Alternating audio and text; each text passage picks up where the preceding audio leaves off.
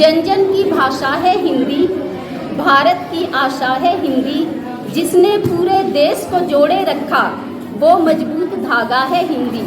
हिंदुस्तान की गौरव गाथा है हिंदी, एकता की अनुपम परंपरा है हिंदी। जिसके बिना थम जाए ऐसी जीवन रेखा है हिंदी। धन्यवाद आप सभी का।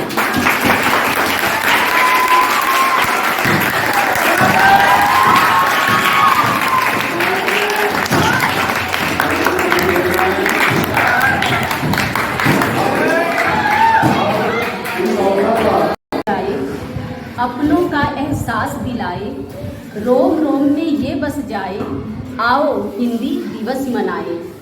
आज आप सबको बताना चाहती हूँ, मैं आपसे ये पूछना चाहती हूँ, क्या हिंदी सिर्फ एक ही दिन मनाई जाएगी? क्या हम सिर्फ हिंदी को एक ही दिन बोलते हैं? नहीं ना।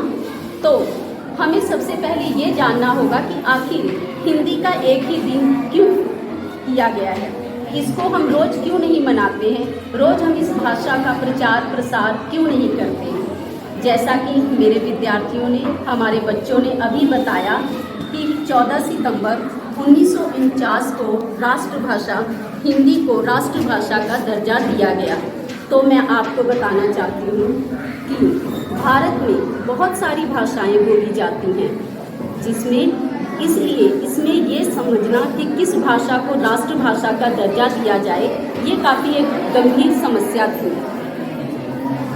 इसके लिए 1918 में महात्मा गांधी जी ने कहा था कि हिंदी को राष्ट्रभाषा का दर्जा दिया जाए, क्योंकि ये जनमानस की भाषा है, इसको जन जन बोलते हैं।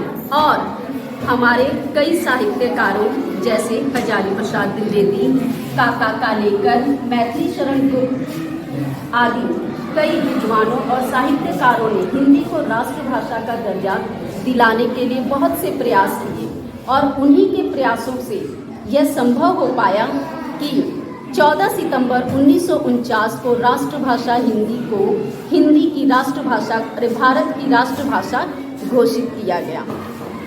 लेकिन दक्षिण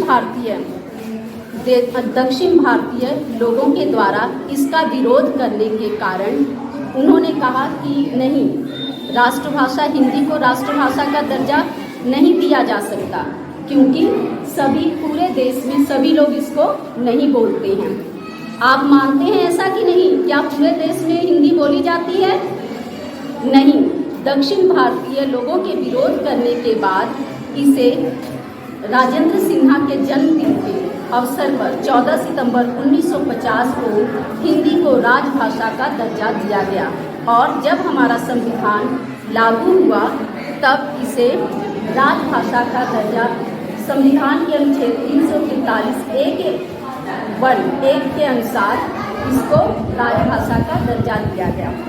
अब ये तो हमने जाना कि किस प्रकार से ये हिंदी राजभाषा का दर्जा पाई, लेकिन इसके साथ मैं आपको ये बताना चाहती हूँ कि हिंदी जो कि हमारी मातृभाषा है, इसको क्यों मनाना जरूरी है, इसका प्रचार प्रसार करना क्यों जरूरी है, जबकि आज अधिकतर विद्यालयों में पढ़ाई इंग्लिश माध्यम में होने लगी है, अंग्रेजी माध्यम में होने लगी है।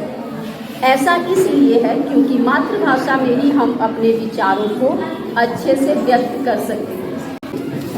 इसके लिए मैथिली शरण गुप्त की ये पंक्तियाँ, निज भाषा उन्नति अहे सब उन्नति को मूल, बिन निज भाषा ज्ञान के मिटत नहे का सूल। मैथिली शरण गुप्त ने ये कहा है कि जब तक हम अपने विचारों को अपनी मातृभाषा में नहीं व्यक्त करते हैं, तब तक हमारा विकास, हमारा भाव, हमारे विचारों की अभिव्यक्ति नहीं हो पाती है। इसके लिए मैं आपको एक छोटी सी कहानी भी सुनाऊंगी। आप लोगों को अकबर बीरबल का नाम पता है? सुना है आपने? अकबर बीरबल को सुना है? ठीक है, उनकी बहुत सारी कहानियाँ भी सुनी होंगी। तो एक बार अकबर के साम्राज्य में एक विद्वान आते हैं और वो बहुत सारी भाषाओं के जानकार थे। उन्होंने अकबर को चुनौती दी कि वो और उनके जो भी राजसभा होती है उसमें बैठे जो विद्वान हैं वो उनकी मातृभाषा को पहचान कर बताएं। उन्होंने बहुत सारी भाषाएं बोली और सबके लिए मुश्किल हो गया कि उनकी भाषा कौन सी है, ये कैसे जाना जाए। तब अकबर ने किसको बुलाया? बीरबल को। उन्होंने बीरबल को कहा कि हमें इनकी भाषा यानी कि मातृभाषा को पहचानना है। इसके लिए बीरबल ने कहा ठीक है। रात हुई, वो सोए हुए थे, गहरी निद्रा में थे। तब बीरबल ने उनके ऊपर क्या मारा?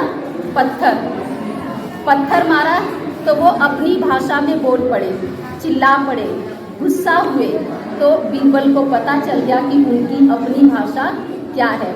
तो इससे पता चलता है कि जो हमारे सुख हैं, दुख हैं, जो हमारे भाव हैं, जो हमारी अभिव्यक्ति है, वो हम किसमें व्यक्त कर पाते हैं? अपनी मातृभाषा में व्यक्त कर पाते हैं।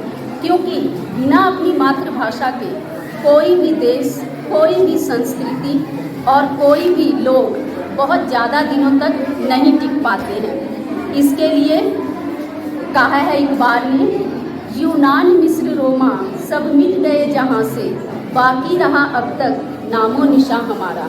क्यों यूनान और मिस्र मिट गए? क्यों उनकी अपनी संस्कृति खो गई? क्योंकि उन्होंने अपनी भाषा को महत्व नहीं दिया। हमने अपनी हिंदी जिसकी माँ संस्कृत है, उसको आज तक महत्व दिया है और इसी वजह से हम आज तक अपने अस्तित्व को बचाए रख पाए हैं। चाहे वो ऋग्वेद हो, चाहे वो गीता का उपदेश हो, चाहे आज हमारा कामायनी लिखा गया हो, चाहे हमारा रामचरितमानस लिखा गया हो, हमने अपनी भाषा के माध्यम से अपने विचारों को, अपने भावों को आज तक संभाल कर रखा है, अपनी संस्कृति को।